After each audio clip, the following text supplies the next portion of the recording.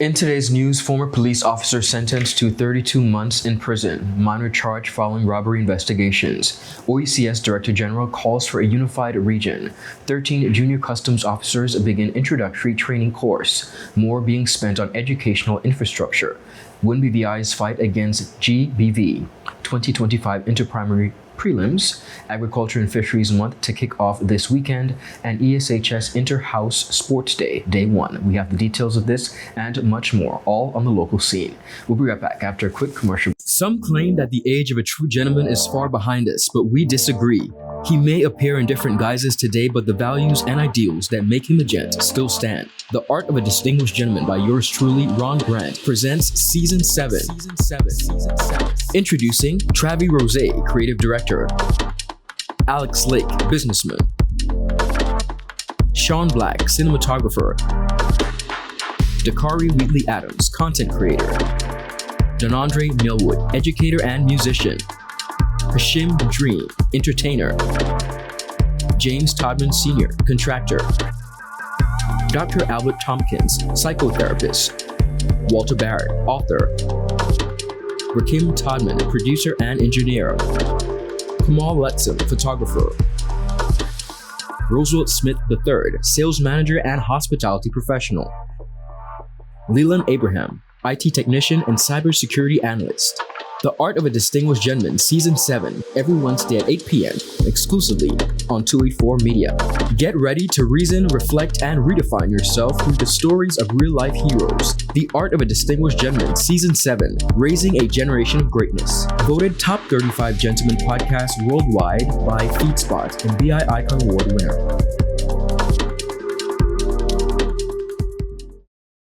Beginning our newscast on the local scene, the Magistrates Court on Wednesday, March 5th, sentenced a Virgin Gorda man to 32 months in prison on each count of 2 counts for indecent assault on a minor.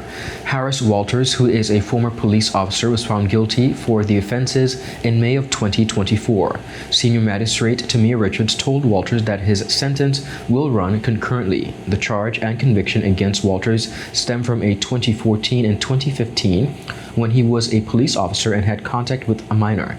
He was also accused of giving the child money and refreshments. The situation allegedly came to light when the child reported the situation to her mother and an additional police officer. Walters, who was sent on compulsory leave from the police force in 2015, had earlier pleaded not guilty to the 2 charges when he appeared in the magistrate's court in September that same year.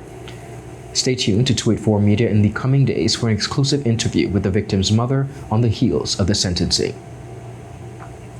The Royal Virgin Islands Police Force has formally charged a 17-year-old male in connection with a series of recent robberies. The accused was charged with 2 counts of possession of a prohibited weapon, 3 counts of unlawful possession of ammunition, robbery, possession of a firearm with intent to put another in fear.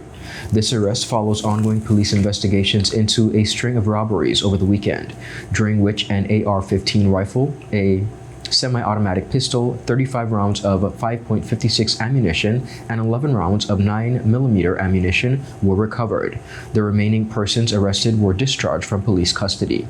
Acting Commissioner of Police Jacqueline Vanterpool expressed concern over the increasing involvement of minors and young adults in very serious criminal activity, stating, and I quote, "The frequency with which we are seeing young individuals entangled in gun-related crime is deeply troubling. This trend is not only a threat to public safety, but stark reminder of the urgent need for community intervention.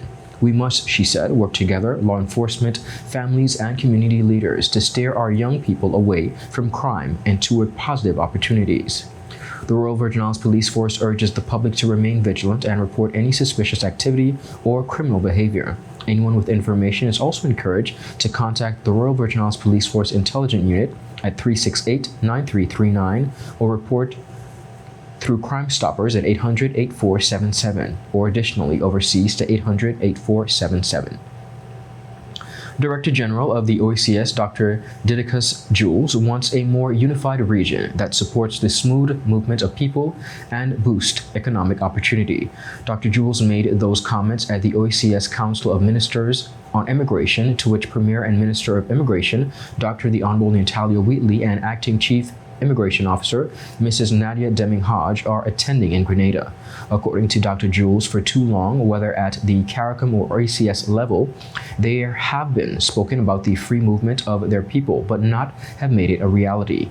Dr. Jules explained that they now find themselves at a crucial moment in history due to shifts in global politics and policy, especially changes within the United States, which are already deeply affecting the region.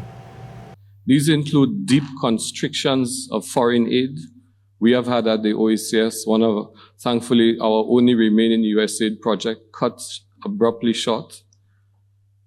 So we've had constriction of foreign aid, stricter immigration policies, and tariffs on exports. We've also had ultimatums delivered with respect to the Cuban medical support in the region. Such developments place additional pressure on the OECS to accept deportees, reintegrate them into our societies, and bear the related social and security costs. To face these challenges, we must work together as a unified bloc.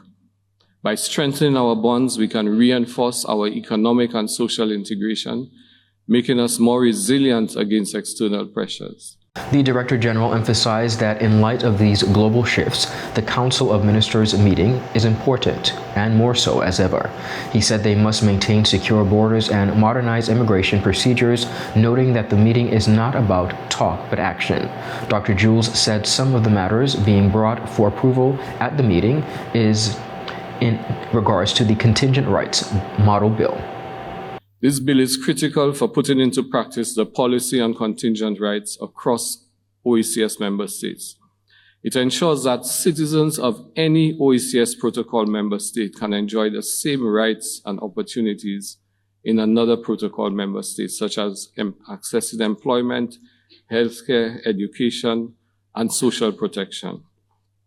By endorsing this bill, we take a decisive step towards making our region more integrated and inclusive. The second is the CARICOM API Passenger Name Record Model Bill. Maintaining secure borders is essential even as we promote free movement.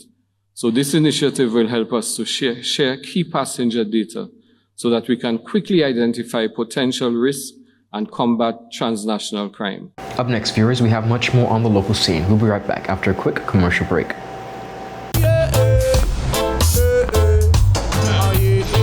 Father Jesus, that line you long like church service.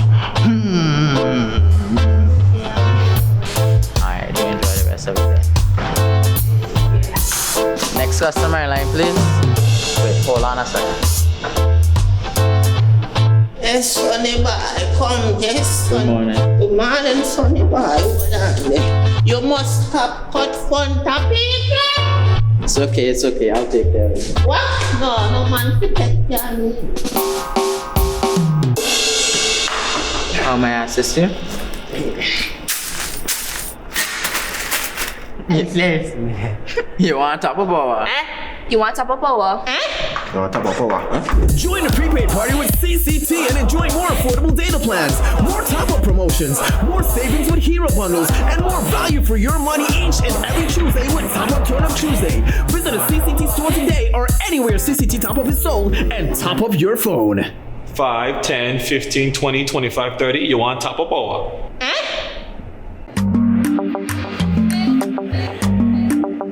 Yo, everything good, Dad? Why?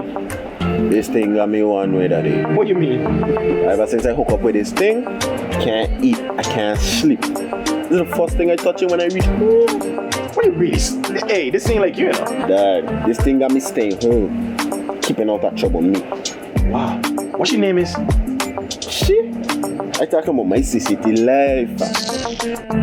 Don't worry about missing your favorite series, sports, news, and local programming. Come to CCT today and sign up for CCT Live to access over 80 channels. CCT Live. Bring it home. 1 month free trial turn into 5. 5 months turn into, well, you know, I watching ball. I been watching football. Dad, Nickelodeon, Paw Patrol. I am hooked. Hook, I tell you. Welcome back, everyone, and thank you for sticking with us. Moving right along, 13 junior customs officers have begun a 3-week training course that is focused on equipping the officers with the basic competencies needed to be successful in their roles. The Junior Officers Basics Training course is facilitated by the Caribbean Customs Law Enforcement Council and the Virgin Islands Public Service Learning Institute. The officers will be trained in areas including communication, legislation, situation diffusion, prohibitions and restrictions, ethics, integrity, and invoicing.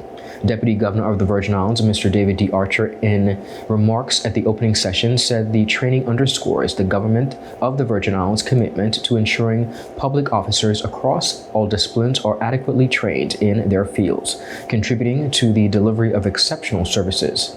Mr. Archer Jr. also reminded the officers that their service to the Virgin Islands is extremely critical in both securing its borders and financial interest.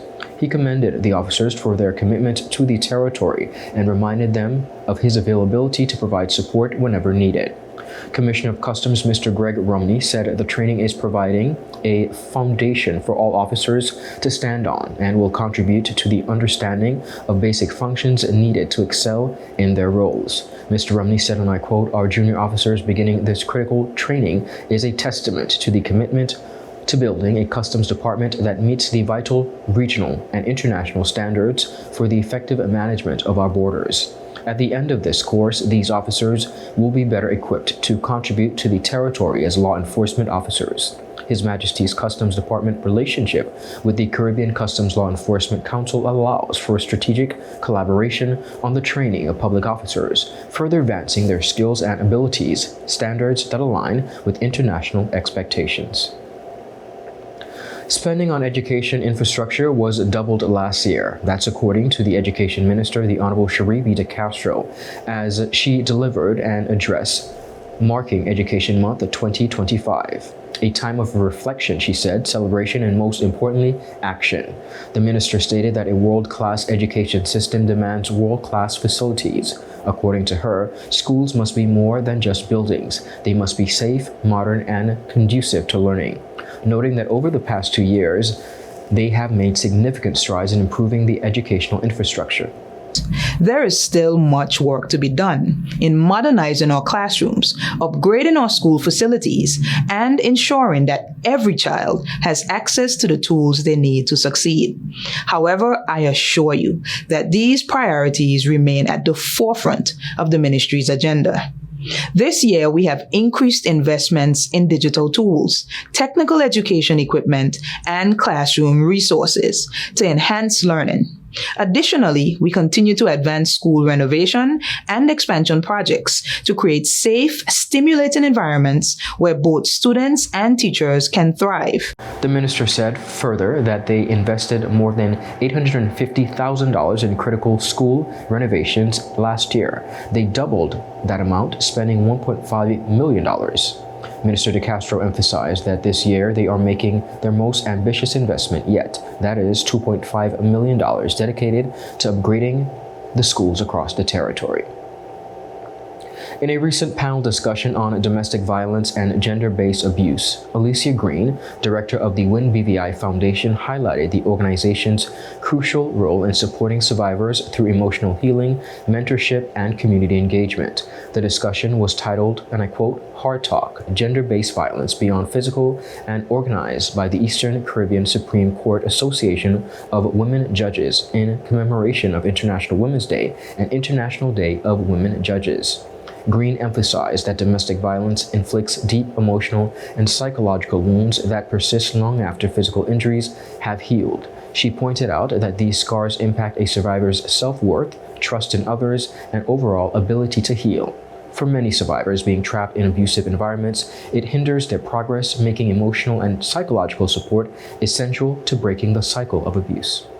From where I sit for WIN BVI, it's the long-lasting trauma, not only for the survivors, but the children, and sometimes people in the community who witness these things. It's the trauma is what we need to deal with, because those scars are more damaging than the physical.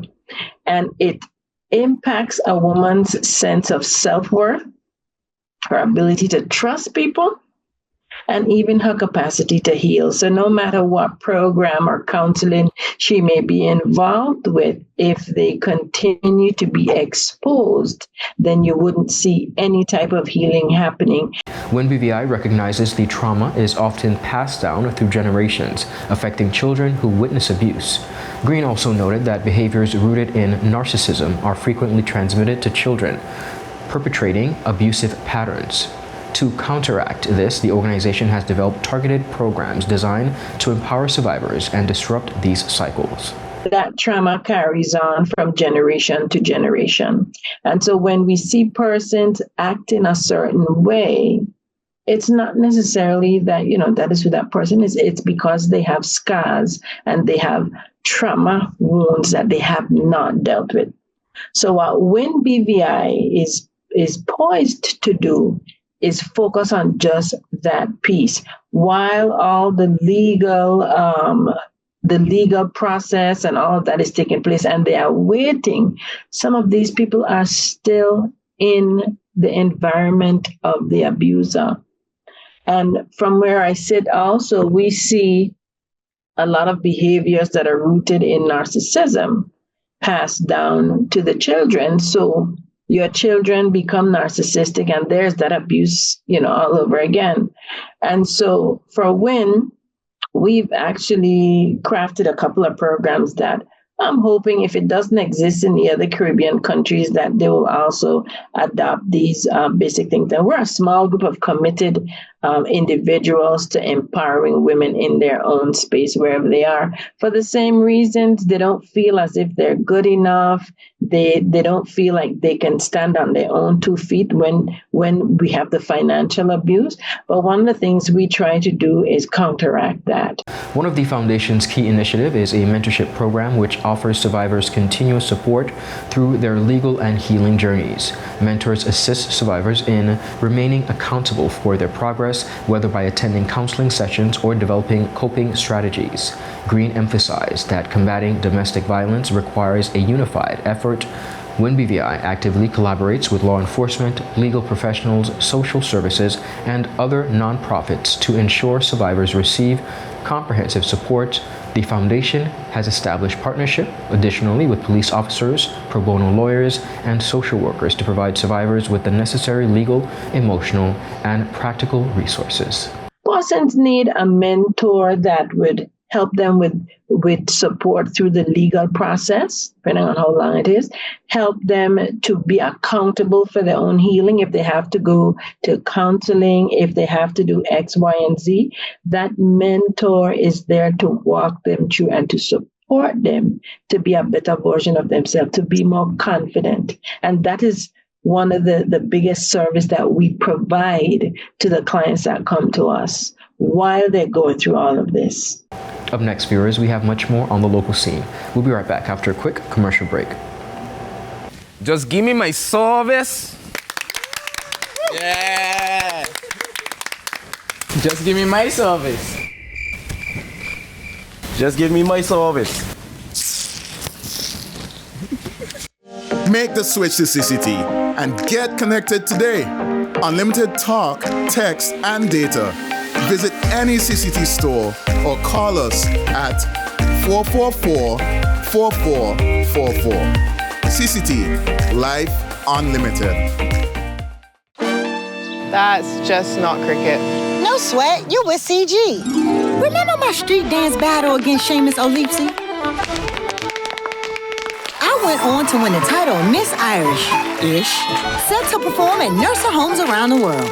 Then this happened. Seamus on you, Seamus. Anyway, I was covered. Let's bounce. Comprehensive motor cover for damage and more. CG Insurance. Good like that. Thank you all for sticking with us. Moving right along. With the 2025 Inter-Primary School Athletics Championships fast approaching, young athletes from across the public and private schools are already battling for early points in a series of preliminary events. Tweet 4 Media caught up with Program Officer for Sports, Wayne Robinson, as students competed.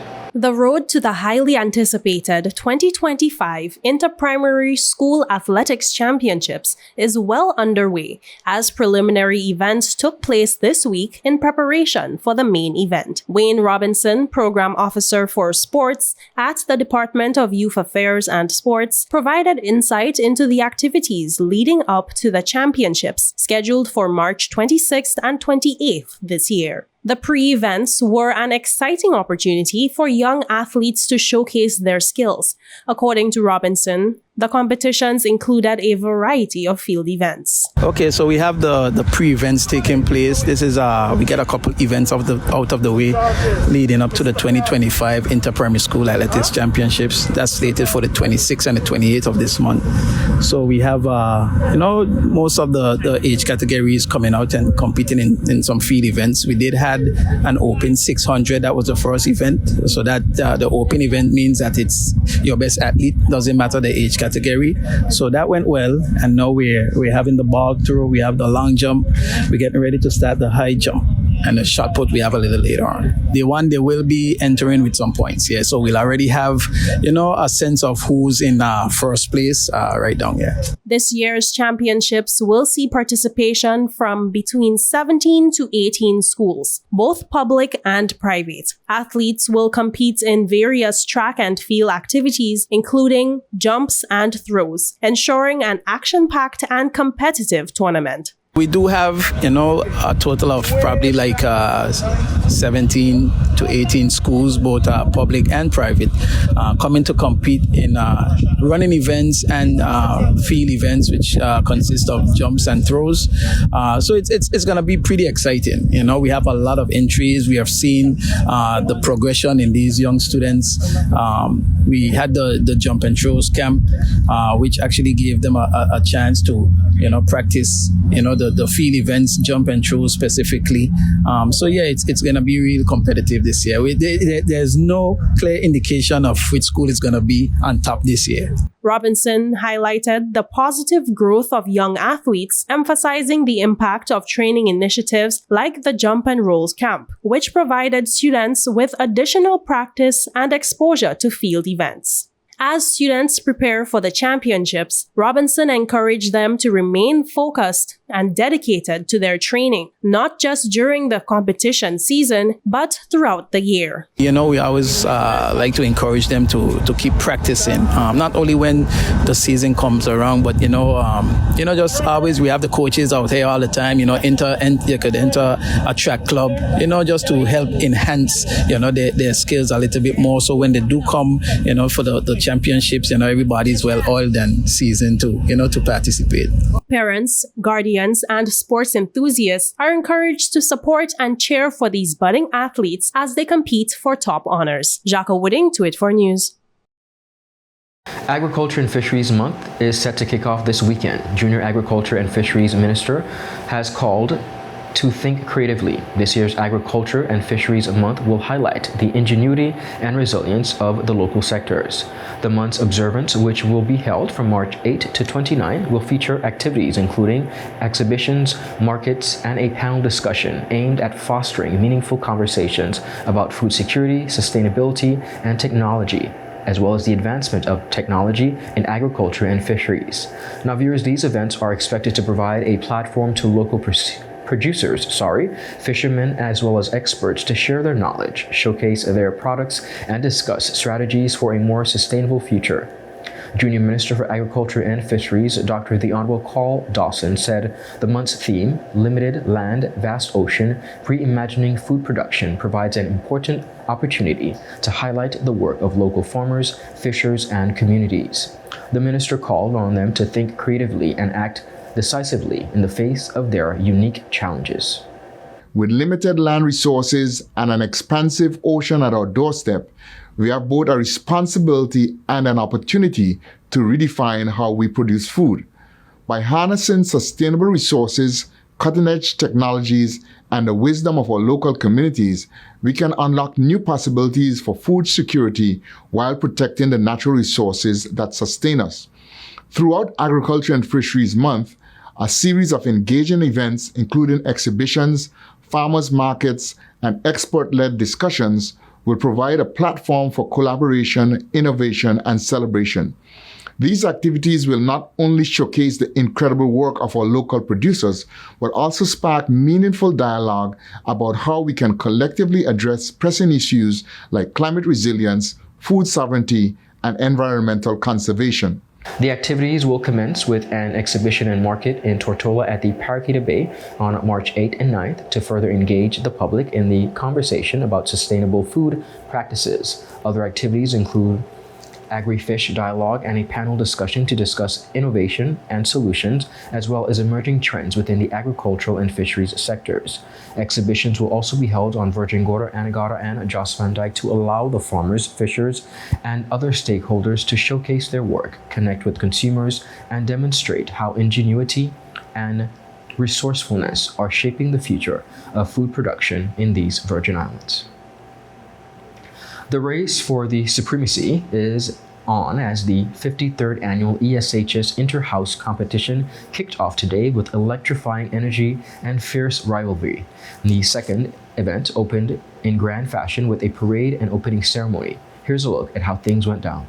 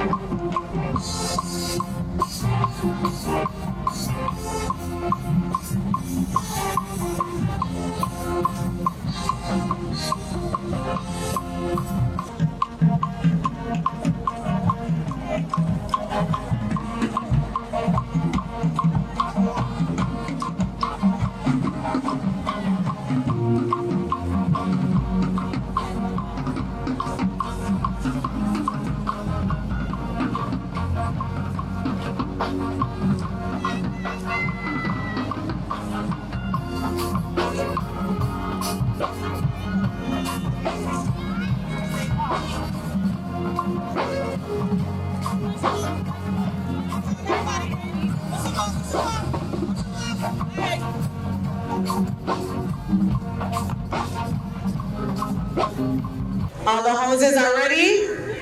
House 1, House 2, House 3, House 4. Sounds like we're ready.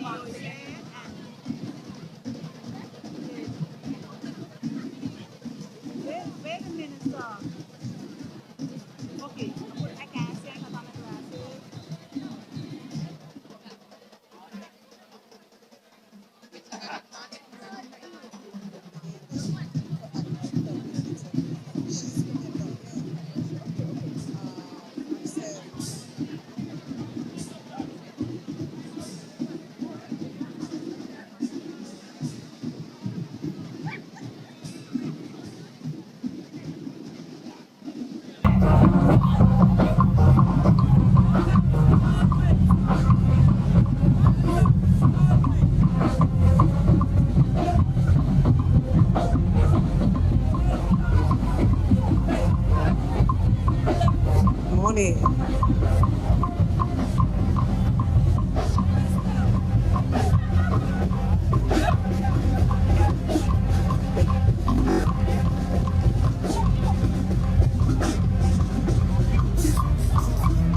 This is one of the most anticipated events of Education Month. On Tuesday, we officially launched Education Month 2025, and we had a series of events thus far, our principals, leadership conference, and today we have a workshop and roundtable. That is it for today's news roundup. Be sure to follow us for your daily news updates at tweet4media.com and of course on our WhatsApp channel, as well as to like us on Facebook at Tweet4Media and Tweet4BBI on Instagram and X, formerly Twitter. I'm Ron Grant. Have a safe and enjoyable evening. Happy Thursday. Goodbye.